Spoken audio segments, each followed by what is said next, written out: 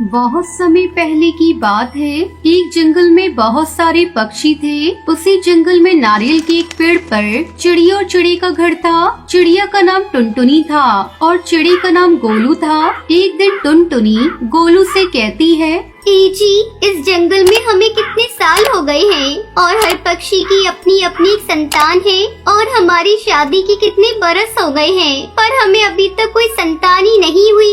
मेरा भी बड़ा मन करता है कि हमारे भी बच्चे हो, कोई हमें भी माता पिता कहकर बुलाए। अरे भाग्यवान, तुम चिंता क्यों करती हो? देखना, एक दिन हमारी भी संतान होगी, हमें भी कोई माता पिता कहने वाला होगा। यही बात तो आप कई सालों से कहते आ रहे हो, पर अब तक हमें कोई संतान ही नहीं हुई। लगता है अब सारी उम्र हमें ऐसे ही बगैर संतान के निकालनी होगी। अच्छा, मैं जंगल की सैर करके आता हूँ और दाना पानी अपने लिए लाता हूँ।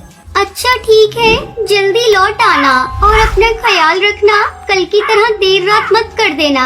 हाँ बाबा, मैं रात होने से पहले ही लौट आऊँगा। ये कहकर गोलू चिड़ा उड़ता हुआ जंगल की ओर चला जाता है। उड़ते हुए जंगल की सैर करता है।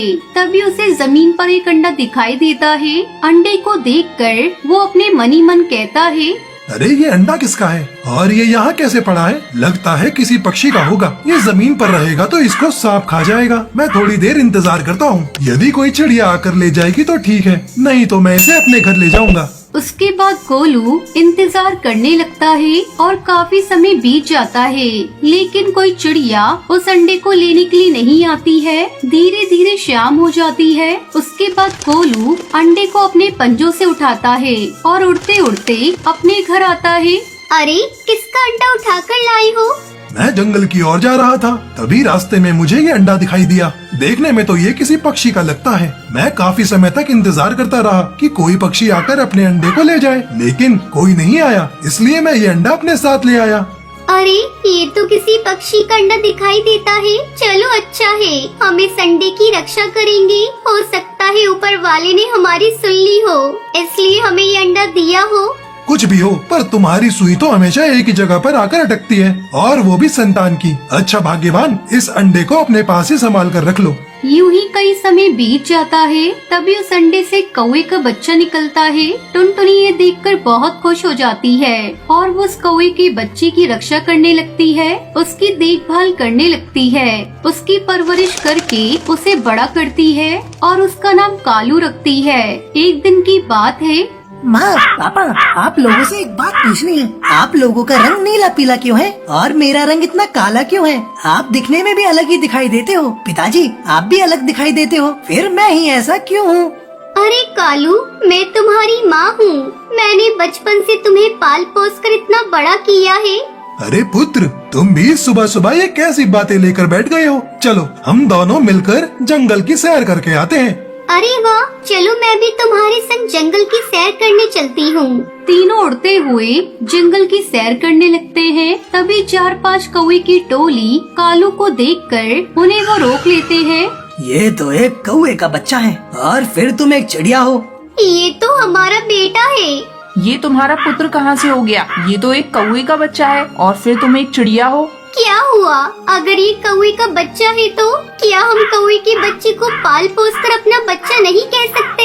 ये तुम लोगों ने अपना अपना क्या लगा रखा है? तुम लोगों को दिखाई नहीं देता ये कौवे का बच्चा है?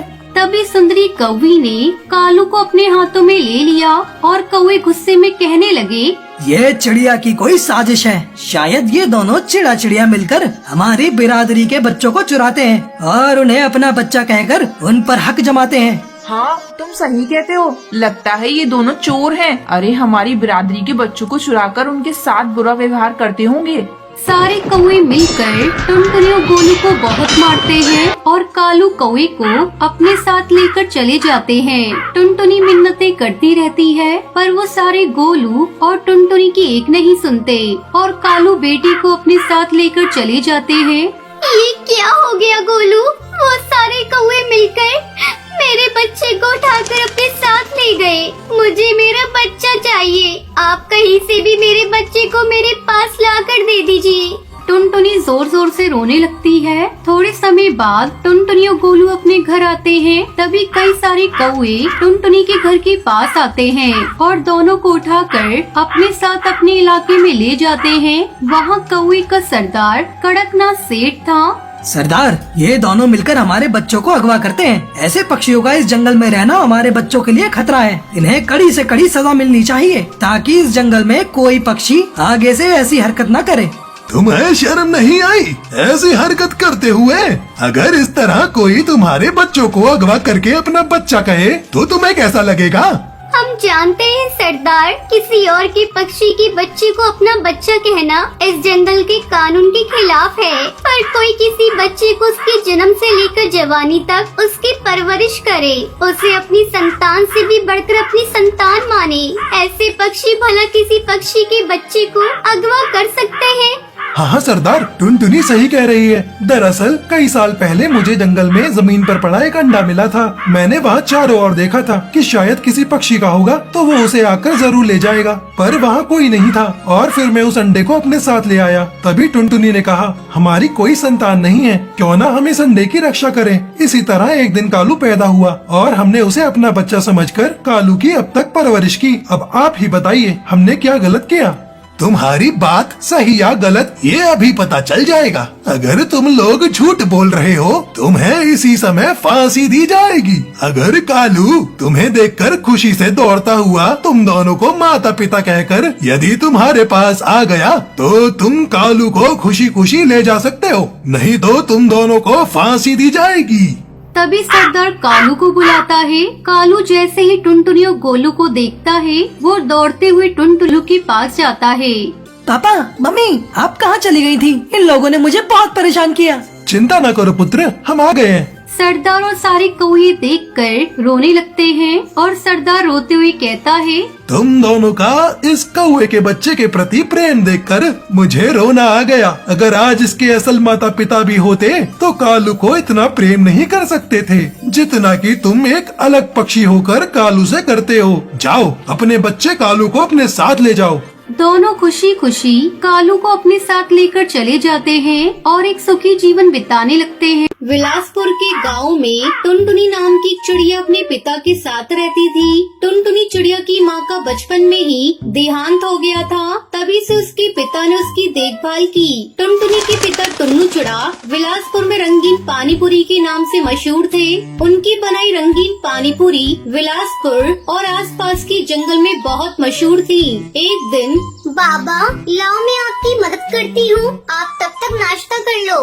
बिटिया, हींग वाला और पुदीने वाला पानी आज मैंने ज्यादा बनाया है। कुछ पक्षी पुदीने वाला और हींग वाला पानी बहुत पसंद करते हैं। कल दूसरे जंगल से कुछ पक्षी पानी पूरी खाने आए थे तो पानी कम पड़ गया था। उन्हें किसी ने बता दिया होगा कि मैं रंगीन पानी पूरी बनाता हूँ। बिटिया, काम में ईमानदारी बहुत जरूरी है। चल, अब मैंने रोटी खा ली है।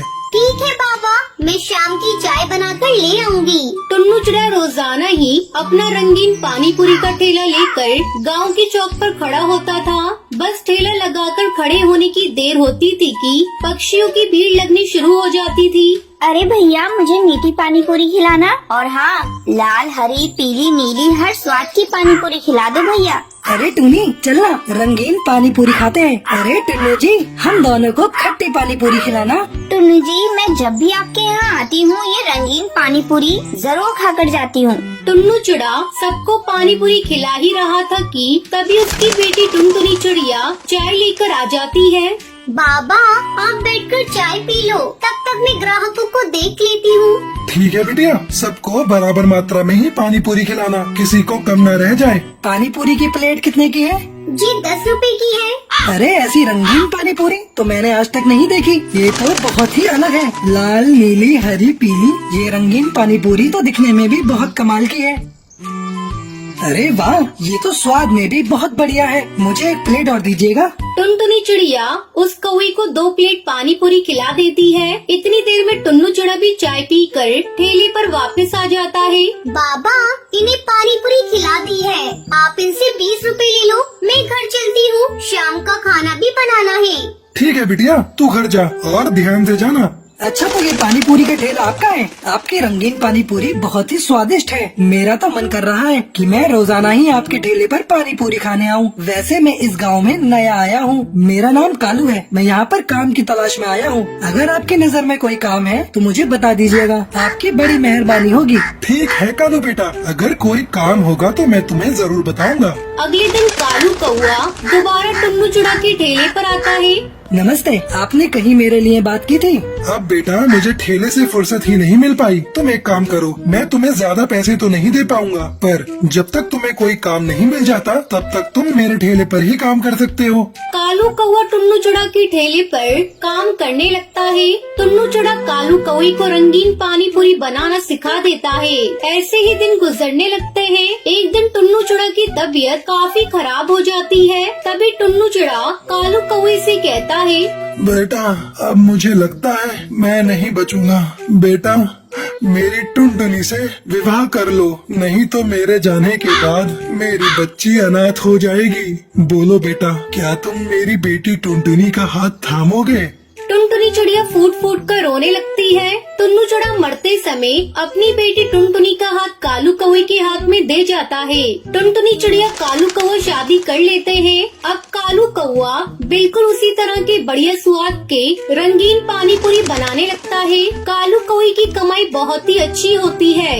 ये देखकर कालू के मन में लालच आ जाता है। एक दिन वो घर पर बैठा कुछ सोच रहा था। क्या हुआ, आप कुछ सोच रहे हो? हाँ टुनटुनी, मैं सोच रहा हूँ कि हमारी कमाई तो अच्छी खासी है। बाबूजी ने रंगीन पानी पूरी बेचकर खूब नाम कमाया है। लोग हमारे ठेले की पानी पूरी नाम से जानते हैं, पर मैं देख रहा हूँ कि इस ठेले से हम लागत कम लगाकर भी कमाई ज्यादा कर सकते हैं। अब तक हम थोड़े थोड़े पैसों से गुजारा कर रहे थे, हमें बड़ा हाथ मारना होगा। मैं कुछ समझी नहीं, आप क्या कहना चाहते हो? देखो टुनटुनी, हम अपनी रंगीन पानी पूरी के लिए आटा बहुत महंगा लेते हैं। सबसे पहले तो हमें सस्ता आटा खरीदना होगा। उसके अलावा हम पानी में मसाले ज्यादा की जगह कम डालना शुरू करेंगे, और पानी पूरी को तलने के लिए ज्यादा बढ़िया तेल खरीदने की भी जरूरत नहीं है। हम सस्ते तेल से भी बढ़िया पानी पूरी तैयार कर सकते हैं। ग्राहक को तो सिर्फ रंगीन पानी पूरी खाने से मतलब है, देखने में रंगीन हो बस। पर ये तो बेईमानी हुई ना, इतना लालच ठीक नहीं। बाबा कहा करते थे, ईमानदारी से किया गया काम हमेशा सफलता देता है। पर आप अपने मन में लालच और बेईमानी ला रही हो, गलत है। अरे तुम दोनों बाप बेटी ने व्यापार करना ही नहीं सीखा, तभी तो आज तक इस टूटे हुए घर में रह रहे हो। और न कुछ तुमने पैसा जोड़ा। दुनिया को देखो, बेईमानी करके आगे बढ़ रही है। कालू टुनटुनी चिड़िया की एक नहीं सुनता। वो रंगीन पानी पूरी में मिलावट करनी शुरू कर देता है। आठू भैया, ये वो पानी पूरी नहीं लग रही है जो हम हमेशा से खाते आए हैं। ये तो बहुत बेस्वादी है। रहने दो भैया, और मत दो, सारा मुंह खराब हो गया। कालू कौए के ठेले पर ग्राहकों ने आना बंद कर दिया था। धीरे धीरे उसकी कमाई होनी बंद हो गई। वो बहुत ही निराश हो गया। कालू को अपनी गलती का एहसास हो गया था कि उसने लालच किया था। अब मुझसे गलती हो गई टुनटुनी, मैंने बापूजी के हाथों कमाई गई प्रसिद्धि को मिट्टी में मिला दिया। अब मेरे ठेले पर कोई भी रंगीन पानी पूरी खाने नहीं आता। मुझे लालच का फल मिल गया, और अब मैं क्या करूं? आप फिर से वही पानी पूरी बनाना शुरू करो, जैसी बाबा आपको सिखा कर गए थे। क्या तुम्हें लगता है ग्राहक फिर से मेरे ठेले पर पानी पूरी खाने आएंगे? बिल्कुल आएंगे। आप वही सस्ती 10 रुपए की प्लेट बेचना, देखना ग्राहक फिर से हमारे ठेले पर लौट आएंगे। कालू ने वैसा ही किया। उसने फिर से वैसे ही पानी पूरी बनानी शुरू की जैसी उसने टुन्नू चुड़ा से सीखी थी। और फिर से एक बार टुन्नू का बनाया रंगीन पानी पूरी का ठेला चलने लगा। और अब कालू भी अपने मन से लालच और बेईमानी हटाकर मेहनत और ईमानदारी से अपने काम को करने लगा। ये देखकर टुनटुनी चिड़िया भी बहुत खुश थी।